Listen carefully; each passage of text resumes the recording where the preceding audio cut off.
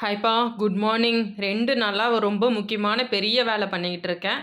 இந்த வேலை வந்து இளநீ வந்து நெறைய அந்த தேங்காய் கீழ விழுந்திருந்தது. அத உரிச்சு எடுக்கிறது பெரிய வேலை. எல்லாமே கொப்பரை ஆயிருச்சு.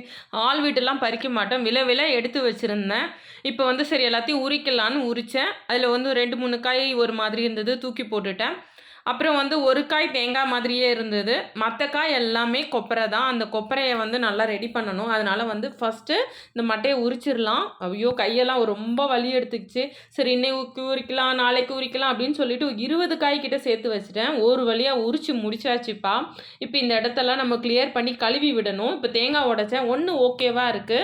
மத்தது எல்லாமே கொப்பரை காயா தான் இருக்கு. ஒரு 2, 3 வீணா போச்சுப்பா. அப்புறம் எல்லாம் ஃபுல்லா கிளீன் பண்ணிட்டு அந்த இடத்த கழுவி விட்டுட்டாச்சு. இப்ப இந்த கொப்பரைய நம்ம வந்து என்ன பண்ணலான்னு பார்க்கலாம். நான் என்ன பண்ணுவேன், இத வந்து நல்லா அலசிட்டு பொடியா நறுக்கி மிக்ஸி ஜார்ல போட்டு எடுத்து வச்சுக்குவேன்.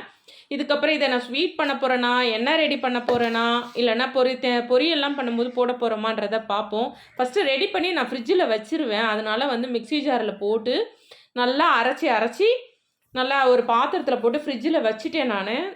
இந்த மாரி கொப்பரைய வந்து நீங்க எடுத்துட்டு தண்ணீல கொஞ்சம் அலசிட்டு, தொடச்சிட்டு நீங்க மிக்ஸி ஜார்ல போட்டு பொடி பொடியா நறுக்கிட்டு மிக்ஸி ஜார்ல போட்டு ஃப்ரிட்ஜில வச்சிட்டிங்கன்னா, எப்ப வேணாலும் தேங்காய் பால் எடுக்கணும்னாலும் பால் வரும். ரொம்பலாம் இல்ல. நார்மலா ஒரு கிரேவிக்கு யூஸ் பண்ணிக்கலாம். ஒரு பொரியல், பீன்ஸ் பொரியல் அந்த மாரி தேங்காய் எண்ணெயிலலாம் சில பொரியல்லாம் தாளிப்போம்ல, அதுக்கு இத போட்டாலுமே டேஸ்ட் ரொம்ப நல்லாருக்கும். சரி ஃபர்ஸ்ட்டு நம்ம இப்படி ரெடி பண்ணி வைப்போம். அப்புறம் வந்து தேவைக்கு இத மொத்தமா யூஸ் பண்றோமா, இல்லாட்டி டப்பால போட்டு ஃப்ரீசர்ல வச்சிரலாமான்றத தான் பார்க்கணும். சூப்பரா தேங்காய் கொப்பரையெல்லாம் நறுக்கி, அலசி சூப்பரா மிக்ஸி ஜார்ல போட்டு எடுத்து ஃப்ரிட்ஜில ஸ்டோர் பண்ணிரலாம்ப்பா. இது எல்லாத்துக்குமே நம்ம யூஸ் பண்ணலாம்ப்பா. அடுத்து பெரிய வேலை என்ன தெரியுமா? இளநீ அந்த தென்னை மரத்து வேலை முடிஞ்சது. இப்ப அடுத்து வாழை மரத்து வேலை. வாழை வந்து கொலை இருந்தது. பூவ வந்து எப்பயோ செஞ்சாச்சு. அப்புறம் பழம் வந்து நல்லா பருத்துருச்சு. சரி அத அறுத்து வச்சுட்டேன் நானு. இப்ப வந்து இதுல இருக்க தண்டெல்லாம் இது பண்ணணும். நீ இன்னைக்கு பண்ணலாமா? நாளைக்கு பண்ணலாமான்னு அது லேட் ஆயிக்கிட்டே இருந்தது. சரி நம்மளே இறங்கிரலாம் வேலையில அப்படின்னு சொல்லிட்டு, மறுநாள் வந்து இது மாரி வாழை மரத்த இது பண்ணிட்டு, சூப்பரா தண்ட வந்து கீத்து போட்டு, வாழைத்தண்ட எடுத்தேன் நானு. அப்படியே உரிக்க வந்துட்டே இருக்கு. ஆனா வந்து நம்ம வீட்ல வர்றது இது ஹெல்த்தியா எவ்வளோ லைனா எல்லாமே யூஸ் பண்ணிரலாம் அப்படின்னு சொல்லிட்டு, அடித்தண்டெல்லாம் ஜூஸுக்கு எடுத்து வச்சுட்டேன் நானு. இதெல்லாம் வந்து பொரியல் பண்ணலான்னு சொல்லிட்டு பிரிச்சு எடுத்தேன். ஆனாலும் பயங்கரமான ஒர்க் அவுட் தான். நாள் தேங்காய் இது பண்ற ஒர்க் அவுட்னா, மறுநாள் வந்து இந்த ஒர்க் அவுட் தான். சூப்பரா இத வந்து நம்ம ஜூஸ் அடிச்சிரலாம். இளந்தண்டா இருக்கிறத பொரியல் பண்ணிரலாம். பொரியலுக்கு ரெடி பண்ணிட்டேன். கடாய் வச்சுட்டு எண்ணெய் ஊத்திட்டு, கடுகு, சீரகம் போட்டுட்டு, பொடியா நறுக்குன வாழைத்தண்ட போட்டுட்டு, தேங்காய், பச்சை மிளகாய், சீரகம் அரைச்சு போட்டேன்னா, பொரியல் ரெடி. அடுத்தது ஜூஸ்க்கு வந்து வாழைத்தண்டெல்லாம் போட்டுட்டு, நீர் தண்ணி பழைய சோறு தண்ணி இருக்கு இல்லையா? அந்த தண்ணிய ஊத்திட்டு, பச்சை மிளகாய் போட்டு, கொஞ்சம் கொத்தமல்லி, கருவேப்பில போட்டு அடிச்சோன்னா, அவ்ளோ ஹெல்த்தியான ஒரு இது வந்து நமக்கு.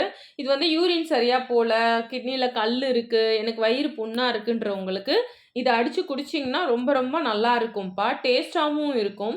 நல்லா இது பண்ணிட்டு, அதுக்கப்புறம் நம்ம இதில வேணும்னா தயிர் போட்டு சிலுப்பிக்கலாம்.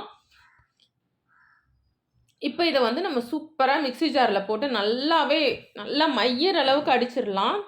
நாரோட தான் இருக்கும். அப்புறம் நம்ம வந்து அத ஃபில்டர் பண்ணிக்கலாம்ப்பா. இதில வேணும்னா கொஞ்சம் இஞ்சி சேர்த்துக்கலாம். நான் வந்து பச்சை மிளகாய் இதில பண்ணேன். சரி இஞ்சி வேணா ரொம்ப இதுவா இருக்கும்ன்னு சொல்லிட்டு இஞ்சி சேர்க்கல. இப்ப இத சூப்பரா வடிகட்டியில ஊத்தி வடிகட்டிரலாமா? நம்ம அந்த பச்சை மிளகாய், கருவேப்பிலை, கொத்தமல்லி எல்லாம் போட்டதுனால நல்லா வந்து ஒரு கிரீனா இருக்கு. வெறும் தண்டு குடிக்கும்போது ஒரு மாதிரி இருக்கும். இப்படி குடிக்கும்போது அதில இன்னும் கொஞ்சமா மோர் சேர்த்துக்கிட்டிங்கன்னா, இன்னுமே நல்லாருக்கும். எல்லாத்தையும் பிழிஞ்சு எடுத்து எங்க 4 பேருக்கும் ரெடி பண்ணலாம் அப்படின்னு சொல்லிட்டு தான் 4 பேரும் ஆளுக்கு ஒரு டம்ளர் குடிச்சோம். இப்போ வந்து இது இன்னொரு வாட்டி வடிகட்டிட்டு, அவங்கவங்க குடிக்கிற கப்புல ஊத்தி வச்சு குடிச்சோம்னா, சூப்பரா இருக்கும். நீங்களும் வாழைத்தண்டு இருந்தா இந்த மாரி ஜூஸ் போடுங்க. பொரியல் மட்டும் சாப்பிடுறத விட, இந்த மாரி ஜூஸ் போட்டு குடிக்கிறதும் உடம்புக்கு நல்லது. 2 நாளோட வேலை, பயங்கரமான வேலை. வீடியோ கூட என்னால சரியா எடுக்க முடியல இந்த வேலையால. வேற இது செய்யலாம்னு நெனச்சா வந்து, இந்த வேலைய முடிச்சா தான் நமக்கு ஃப்ரீயா இருக்குன்ற மாதிரி ஆயிருச்சு. ஆனாலும் ஜிம்மு அது இதெல்லாம் போகாம டெய்லி வீட்ல ஏதாவது ஒரு வேலைய வச்சுக்கிட்டு, இன்னைக்கு இத செய்ய போறேன்னு சொல்லிட்டு தான் நான் நிக்கிறது. இப்ப இத வந்து டம்ளர்ல ஊத்திரலாம்ப்பா. இது கொஞ்சமா தயிர் சேர்த்துட்டு நல்லா சிலுப்பிக்கலாம். இப்ப ஊத்துனோம்னா தேவைப்பட்டா நீங்க உப்பு சேர்த்துக்குங்க. நான் வந்து உப்பு சேர்க்கல. வாழைத்தண்டு இப்படியே சாப்பிடுறது, குடிக்கிறது தான்ப்பா நல்லது. பச்சடி செஞ்சுமே சாப்பிடலாம். அவ்வளோதான்ப்பா சூப்பரா வாழைத்தண்டு ஜூஸ் ரெடி. அவ்வளோதான்ப்பா. உங்களுக்கு இந்த வீடியோ பிடிச்சிருக்கா? பிடிச்சிருந்தா லைக் பண்ணுங்க, ஷேர் பண்ணுங்க, கமெண்ட் பண்ணுங்க, சப்ஸ்கிரைப் பண்ணுங்க. அடுத்த வீடியோல பார்க்கலாம்ப்பா. பாய்.